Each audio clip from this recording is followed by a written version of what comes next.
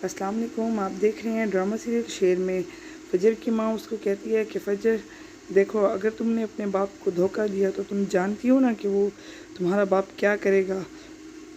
इतने में उसका बाप आता है और वो कहता है कि तुम क्यों रो रही हो।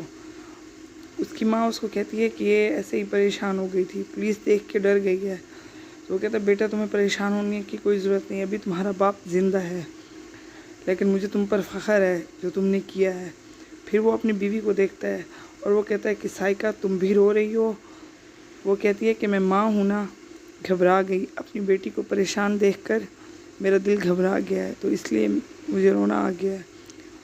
तो वो लेकिन वो बहुत परेशान होती है कि फजर ने अगर अपने बाप को धोखा दिया तो वो क्या करेगा। इधर शेर के ना मिलने पर उसकी पूरी फैमिली बहुत परेशान है। उसकी माँ अपने देवर यानी कि बदर ज़मान को कहती है कि अगर मेरा बेटा ना मिला तो मैं यही समझूंगी कि वो तुम्हारे पास है, मैं किसी को सुकून से नहीं बैठने दूंगी। वो कहता है कि भाभी आप क्या कह रही हो, आपको पता है ना कि हमें भी शेर उतना ही अजीज़ है जितना आपको, हम भी लगातार उसको ढूंढने की कोशिश कर रहे हैं। वो कहती है लेकिन मुझे सिर्फ कोशिश नहीं चाहिए, मुझे शेर हर हाल में चाहिए। वो कहती है कि तुम्हारे बेटे ने गलती की है, मेरे बेटे ने तो बाइज़्ज़त तरीके से जाके उनकी लड़की उनके घर पहुंचाई है, तो फिर सज़ा मेरे बेटे को क्यों मिल रही है। इतने में वो भी परेशान हो जाता है। वो कहती है हमें इस बात का यकीन तो नहीं है कि फजर ने ही अगवा किया है, हम एक शक की बुनियाद पे बैठे हैं। इधर शेर उसको अपने मुलाजिम को कहता है कि जल्दी करो, मुझे फजर से बात कराओ, फजर इतने दिन हो गए क्यों नहीं आई।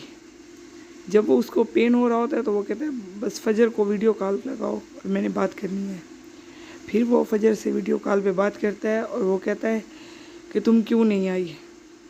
जब वो उसको देखता है और वो उसकी तारीफ़ करने लग जाता है कि तुम बहुत खूबसूरत हो, मैं तुम्हारी तरफ इसलिए चला आता था, लेकिन ये बात मुझे अब पता चली है कि मैं तुम्हारी तरफ क्यों खींचा चला आता था।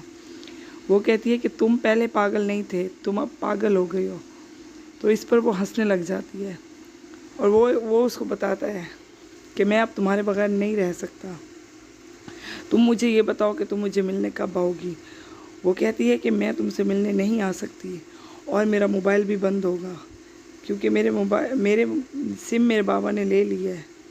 इतने में वो कॉल बंद कर जाती है और शेर को फिर से पेन होने लग जाता है।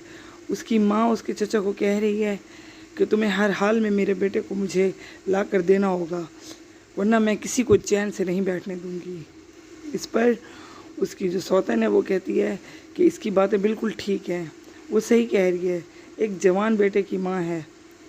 इधर वो अपने फजर की माँ अपने शौहर से पूछती है कि आप किताब में क्या पढ़ रहे हैं। वो उसको बताता है।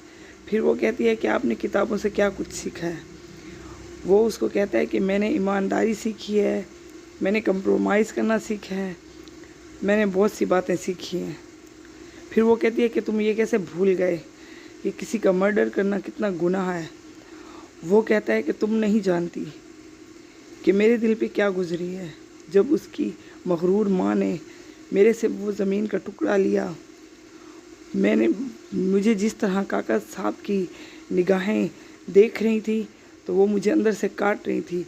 लेकिन वो कहती है कि तुम अपनी बेटी का रुतबा भूल गए हो, वो एक डॉक्टर है और डॉक्टर का काम उसे बचाना है। इधर अहद की बीवी उससे गुस्सा कर रही है कि तुम मुझे जूस मंगवा दो। वो प्रेग्नेंट है जिसकी वजह से उसे बहुत ज़्यादा वॉमिट आ रही है और वो कहती है कि बच्चे पैदा करना भी कितना मुश्किल काम है। वो कहता है कि मैं तुम्हारा मुलाजिम नहीं हूँ, इंटरकॉम लगा हुआ है और किचन में मुलाजिम है, तुम किसी से भी कुछ मंगवा लो। इधर वो बाहर गुस्सा करके लॉन में आ जाता है तो इतने में मुलाजमा उसको देख रही होती है। ये उसको बुलाता है और कहता है तुम्हें कौन कह रहा है कि मेरी जासूसी करो, तुम्हें कौन पैसे दे रहा है।